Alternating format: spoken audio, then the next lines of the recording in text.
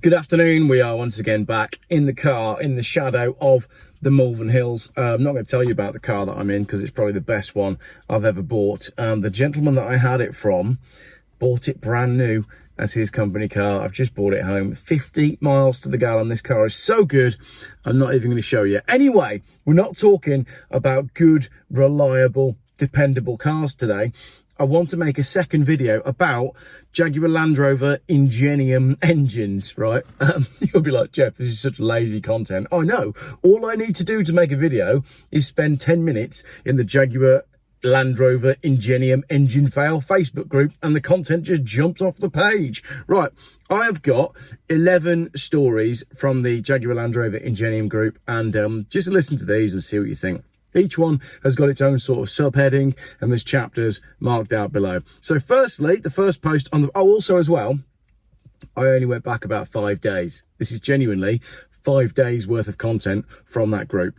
First up, can we get the group to 20,000 members before the end of October? So go and join the group. 20,000 people having problems with Land Rover Ingenium engines. Right, number one, a word from an engineer. Hello, I don't own a vehicle with the Ingenium engine, but I was curious about people's experience of them. I've been in the engine reconditioning trade for over 35 years and I've seen engines come and go. The Ingenium engine is the worst I've ever seen. It is designed to fail. So many corners are cut. From an engineering point of view, it was doomed from the start. It won't matter if you spend your hard-earned on upgraded parts because it's the inherent design is so bad it'll fail anyway. When this engine was in the design stage, the budget per unit was set at £1,250. The engineers said it wasn't possible. And they were right. My advice, if you have one, would be to get rid of it immediately. P.S. Thanks for paying my mortgage. Brilliant. Great comment there from someone that is in the engine reconditioning trade. And if anyone can confirm or deny the £1,250 thing, do let me know. Right, number two, how to reject a car. Question, would you use reject my car or the motoring ombudsman or both? I'm England based. I have a 2018 Jaguar F-Pace. The franchise dealer we bought from has replaced the engine already. The new one is on its way out after 3 months of being replaced. A 2018 Jaguar F-Pace is not a cheap thing and it's already on its way through its second engine. Great quality cars. Number three, the Range Rover Velar is a premium product. My Velar is finally home after having a new engine and 2 new turbos, and it's only taken 16 weeks of negotiating and getting checks done and reports, but finally she's back where she belongs, outside my house. I wonder how long this engine will last. At least the engine has a new 2-year warranty as well as all the other parts they had to change. And the reply there, this is a good one, the best advice I could give is we buy any car as soon as possible. WBACASAP. That should be the badge on the back of these cars with these engines. Another comment. My Velar's Turbo Blue and F the engine at 63,000 miles. The repair took 21 weeks and cost £19,000. It's disgusting. These Range Rover Velars, they're not even that old. So the thought of having to spend £19,000 on a car just to go... I just paid 1,500 quid for this and the gentleman had it from new and everything has been done. It's done 140,000 miles and I got 50 miles to the gallon coming down the motorway with my heated seat on. And it's a beautiful colour, but like I said, I'm not showing you this one, I'm keeping this for myself. There's a reply there. I think all Euro 6 diesels are the same. BMW also have problems and Audi too. It's not a normal thing to make engines with so many restrictions on the exhaust. I think that is a great comment. We'll go into that in another video because it's all of these EU restrictions that are killing these engines. Well, it's also the fact that Jaguar Land Rover tried to do things cheaply while spending all of their money on their marketing department. Number four, is buying a Land Rover actually a form of self-harm? Question, can anyone explain why people keep buying these buckets of dung? Is it an English thing or what? Reply, I'm an ex-Jaguar Land Rover technician and it amazes me that people buy them. Still, they have one, they go through hell, financial and otherwise, then they go straight back to the dealership the next year and buy another one and start again. I don't understand it. And it seems to me that a large part of Jaguar Land Rover's business model is selling you two cars. They sell you the first one that breaks, and then they sell you the second one. So they make the profit on both vehicles. Also, I think they then take the first vehicle and stick it back on the forecourt with a price in the window without doing any checks. And then they wait for some other mug to come along and finance that car. And then they've basically sold 3 cars on the back of your first car. Number 5, £18,000 loss in 2 years really isn't that bad.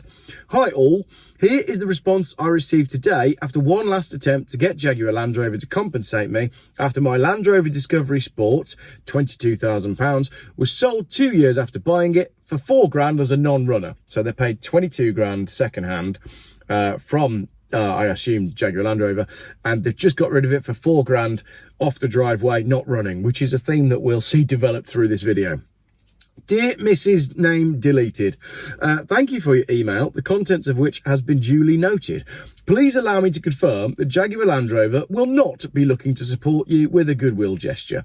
As you are no longer the owner of the vehicle, due to data protection, we're unable to continue discussions. So basically, because they've sold the car for £4,000 to the scrap man, Jaguar Land Rover is saying they're only allowed through data protection to now deal with the scrap man. I know this may not be the outcome you were hoping for, understatement of the century. Should you remain dissatisfied with this outcome, then you are within your rights to seek third-party advice. Should we receive any correspondence from a third-party representative, we shall respond accordingly.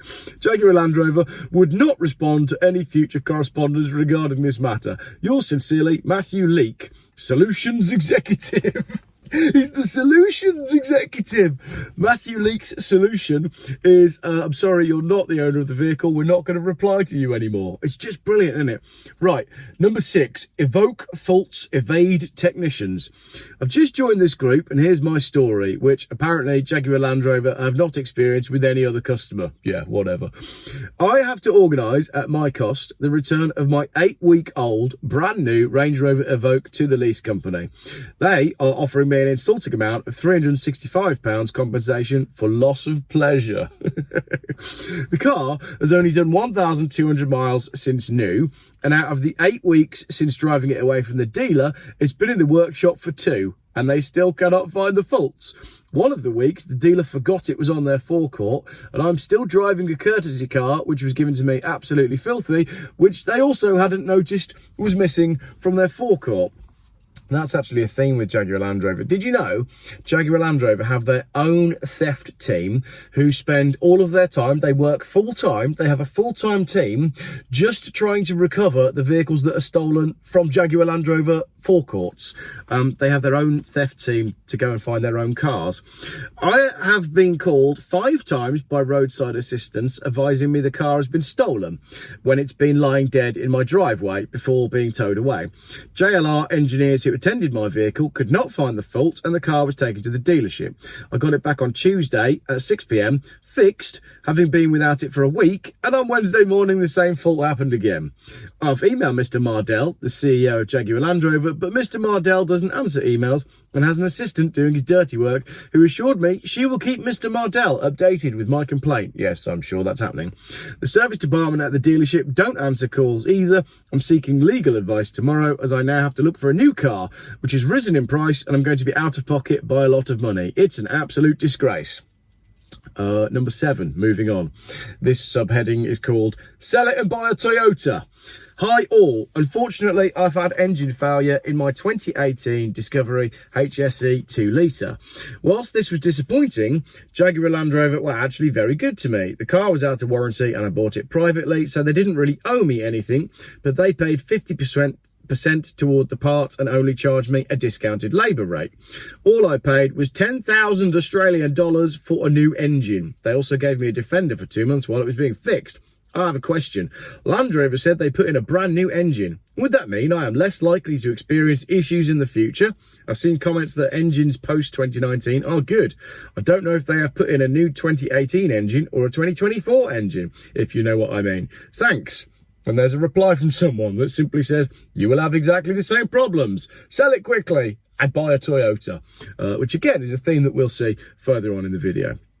Number 8, I've called this one Glad It's Gone. Here's a picture, look. Gone last night, 19 plate, full service history, 63,000 miles. Snapped chain, turbo gone, possible crank affected. Actually relieved to get rid, worst engine ever. Brilliant, absolutely brilliant. 2019, so it's only 5 years old. What a waste. As I've said, this car is, I think, 17 years old, 140,000 miles. Nothing wrong with it. It's brilliant. Even the heated seats work. But I'm still not showing you this car because it's too nice. Number 9, the best 4x4 by far is the Toyota that you bought to replace your broken Land Rover. Good subheading, Geoff. Hi, I'm new to the group, but I'm experiencing similar issues with this absolute nightmare of a product to others. We have a 2018 Range Rover Evoke with around 50,000 miles on the clock. We've not driven the car regularly since April because of ongoing issues which we've put right, but we're terrified something else will go wrong. We also didn't drive the car from October 23 to January 24 because it was in the garage. So over 2 years, we've had a lot of time where we've not used it to full capacity. My mum's tin can, bedsheet insulated 2010 Fiat Panda has bailed us out of emergencies. We have open complaints with Evans Halshaw, the finance company, and the financial ombudsman, but we're in a situation where we need a vehicle. We can't afford to get another with this going on as we're paying £400 a month for this car. For this reason, we're looking to voluntarily terminate our agreement with the PCP lender and pay the £3,000 deficit and just start again. Looking on this group, it appears some people have been stung after handing the car back for repairs. Is this normal or a known issue? We bought the car in January 2023 and since then we've done 13,000 miles. In that time we have fully cleaned the DPF, done a new DPF sensor, new wheel bearings, new throttle pedal, new front wheels, new windscreen seal, new backlights and a new set of keys. That's a new car. That is embarrassing. Why are you doing wheel bearings and front wheels on a new car? That's insane. We're absolutely cacking it that we're going to make this commitment and then get stung with a bunch of charges that we can't afford or prove. Does anyone have any advice on this to help us mitigate the risk of finance, the finance company being a pain? Just ridiculous. Here's a reply. I went through the ombudsman and got nowhere. I've done 6,000 miles in my Discovery 5 with 60,000 miles on the clock. It cost £33,000 and I'm still paying for it. The engine is blown up and because I can't prove the fault was there when I purchased it, they won't do anything even though I've told them there's thousands of people in the exact same position and they do not want to know. So basically, I'm on my own. So there's another person paying their finance with the car blown up on the driveway. And another reply here. Same as mine. I haven't used it in 18 months. It's just sat in the drive. Engine went at 52,000 miles. I just left it on finance.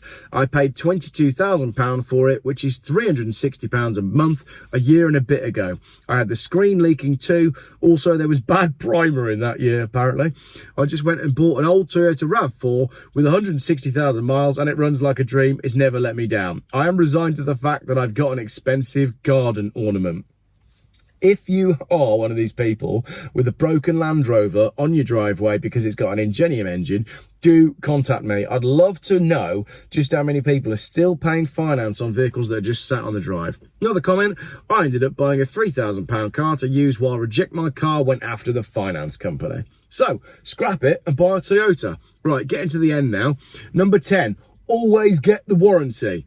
My own experience of Land Rover, having owned and studied them for over 40 years, is that its natural habitat is in any garage or repair shop. To which there's a reply, the premium guarantee they offer when you buy a car from them is priceless. I've had the car 11 months and they've already paid out £11,000 for a new engine. I'm so glad I bought it. This is insane. Number 11, fight the good finance fight. Good morning all. If you have finance, you are and should be protected as the car legally belongs to the finance company. You unfortunately will have to fight and fight. I'll stick some information in this thread, but it's in the group too. Find it in the group.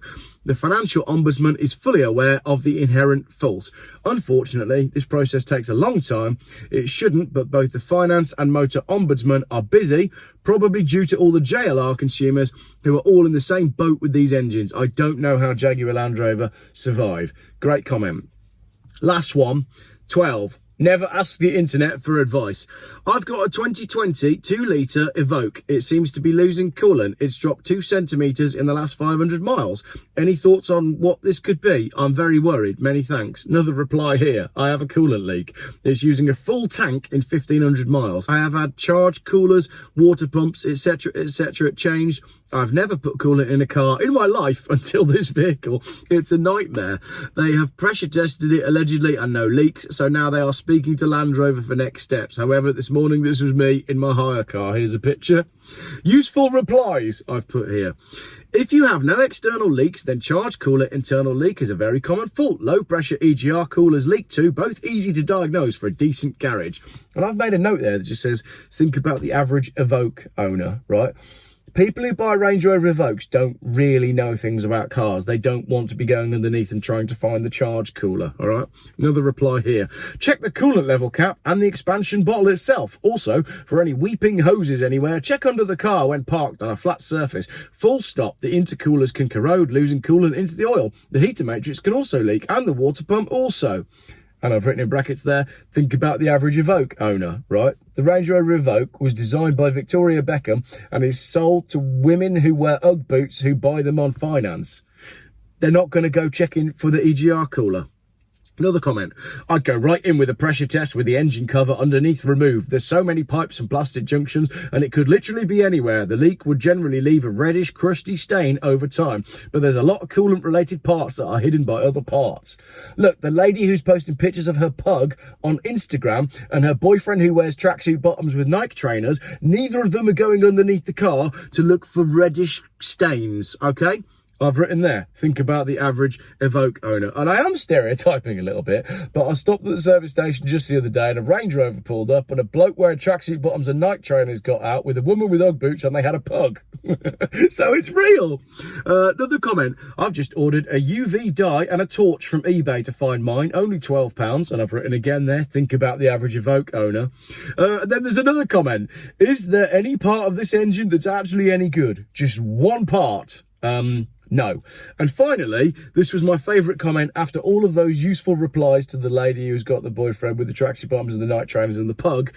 And this person just said, stop driving it. Get it to a garage. By the time you get all the stupid answers from Facebook, your Ingenium engine will have blown up. They're just pure shit. Brilliant. Okay, last bit. This is the last bit now. I've called this subheading, Opt for the Boring Life. I have a 2017 Range Rover Vogue 2-litre Ingenium and I've had it 3 years now. I bought it from Stratstone Stockton for £22,000. It's probably only worth 10 grand by now and it has 58,000 miles on it. However, I am becoming paranoid about the timing chains failing. Stratstone quoted £3,000 to do the job and an independent is about 20% cheaper. I can't decide whether to spend the money or just get rid of the car. And there's a really helpful reply from someone here. I tell you what I did. I sold my Jaguar XF while it was in good condition at a considerable loss and I bought a reliable car. Your life would be boring, but better. And this actually is the last one now. Good morning. I just had to say goodbye to my Land Rover Freelander 2 and am I right in thinking that a Discovery Sport and a 15 plate or older with the 2.2 engine are a safe bet to buy? I look forward to your comments. Reply, the 2.2 diesel is a boring engine. Nothing ever happens to it. With regular oil changes, it will outlive you. I don't even stock parts for it. Nobody has ever asked for anything for it. In my opinion, the best engine ever put into a Land Rover. Your life will be easier and much more boring. Brilliant. That is... Oh, it's just unbelievable, isn't it? I just find the whole thing hilarious. I don't understand why people buy them.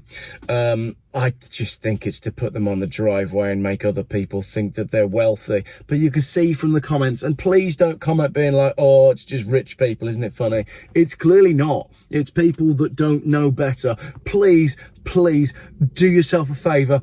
Go and buy a Toyota Land Cruiser or a 2006-7 Volvo S60 D5 6-speed manual from the original owner. If you can find one, which you won't because I've got it. Thanks very much for watching.